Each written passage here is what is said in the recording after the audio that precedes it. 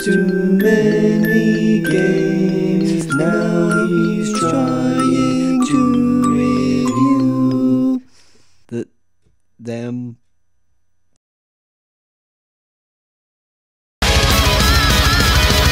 Scott Cawthorne, answer me straight. Are you a ghost? Or a robot? Some kind of ghost robot? Are you Golden Freddy? Because that's the only way I can explain you making me Five Nights at Freddy games so quickly. Like, seriously. Are you Golden Freddy? But regardless, only 4 months after Five Nights at Freddy's 2 came out, here we are heading back into animatronic hell with Five Nights at Freddy's 3. And the hype of the game's just been nuts. It's been Steam greenlight, the trailers, the demos, his website is just exploding all over the internet. YouTube's going crazy, everybody's losing their minds. And so the question really is, it's only been like 4 months. Does this game live up to massive amounts of all the hype? Does it hold up, or did it stagnate? Like a rotten Freddy suit. Good one. Well, I can say this, I am really enjoying the series. No, really, I'm a huge horror fan, and this series is a breath of fresh air into an otherwise dated genre. The first Five Nights at Freddy's was a great change and a genuine mix-up to the formula. Sure, it consisted mostly of jump scares and was kind of a one-trick pony, but it was clever and had just enough personal touches in it to have a soul. Also, it wasn't another bloody Amnesia clone. Why is every game an Amnesia clone? The second game was one of those rare sequels. You know the kind that actually did everything better. You had more animatronics, more things to check, and less ways to feel secure. In a lot of ways, it was everything a sequel should be. Bigger, scarier, and loads harder. It exceeded everybody's expectations. So when I heard Game 3 was going to be scaled back to just one animatronic, I was a bit worried, but also a bit excited. Alien Isolation was one of my favorite games from last year, and it focused entirely around having just one thing stalking you. So does this innovation work in the third game of Five Nights at Freddy's? Yeah.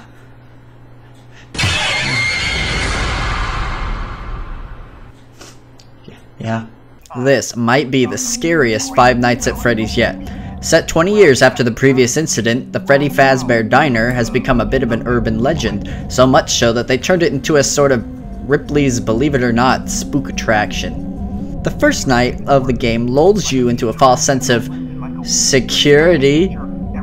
Get it? Because you're a security guard. Okay, yeah, joke sucks. Just can we cut this out? First night's easy enough. There's no animatronics, and the guy just explains how the stuff works. So, let me just update you real quick. Until the following night. When things go bad. You see, some wise ass thought it would be a great idea to find an actual working animatronic and just dump it in the building with you. Great idea! Especially considering your entire establishment is built around the fact that these things kill people! But I digress. Essentially, the goal this time around is to keep the crazy Springtrap monster distracted long enough to live through the night. You can do this in two ways, closing vents or playing a creepy sound in nearby rooms to bait him that sounds oddly like Balloon Boy. The difficulty in doing this is twofold.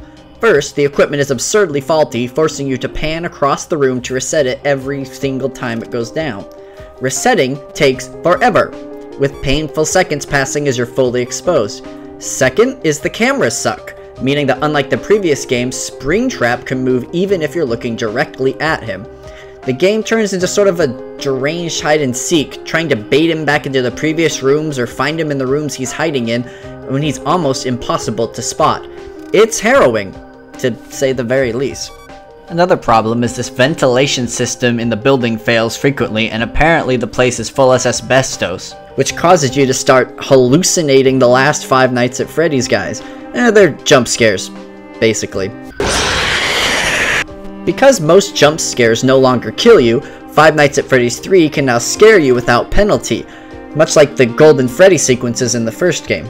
They do give you subtle visual cues on the camera that something is amiss, and you can dodge them if you know the proper way to avoid the scares, but it takes a little while to learn that, so most of the time you're just gonna get jump scared. And while power is now finally and completely gone from the game, you have no means of defense this time around. In 1 you could lock the doors, in 2 you could flash your lights or wear the mask to hold the monsters off, in 3 the battle is against the crappy software and your own anxiety, not to mention the pain of holding your breath every single time you pan across the room and hope to God there isn't— oh, thank goodness he isn't there. See? It's just this empty Freddy suit. But the best part of the game is playing games with Springtrap. Alright, just checking the systems here, everything's good and— oh hey, buddy. Let me just play peekaboo. You wanna play peekaboo? I'll play you this nice song and— oh, I'm done! Friggin' oh, God! I hate this game! I know it's kind of hyperbolic, but I mean it when I say Five Nights at Freddy's is easily the scariest in the series so far.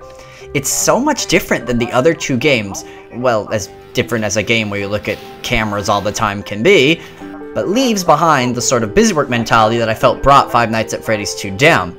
This is the true return to actual horror, the slow burn, the suspenseful pain of waiting, the creepy atmosphere, followed by a massive, horrible lunch of gut-wrenching, bowel-destroying fear.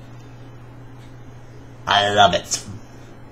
And while some may argue that the series is getting tired, I for one love that Scott is able to make such drastic gameplay changes while still adhering to the same core formula, and somehow managing to pump these games out in every 3 to 4 months. Rumor has it that this is the last Five Nights at Freddy's game, and honestly, it's quite the note to go out on. Five Nights at Freddy's 3 released for a measly $8, so if you ask me, that's a no-brainer. So anyway, if you'll excuse me, I've got to go and—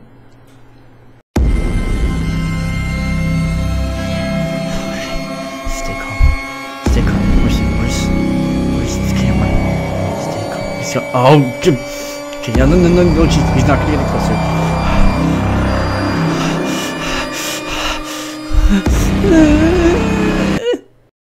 Hi. Hey there, thanks for sticking with me and watching this Five Nights at Freddy's 3 review video. We got some more videos here for your eyeballs' pleasure. This Mega Man 3 PC review. People watch that one sometimes, I don't know why. And then there's even a Kirby song, so if you didn't get enough Kirby in this video, because let's face it, there's no such thing as enough Kirby, then you can watch this song. I mean, if you want to. I'm not telling you what to do with your life. I mean, look at me. I played Five Nights at Freddy's 3. I obviously have made poor life choices. I'm hungry.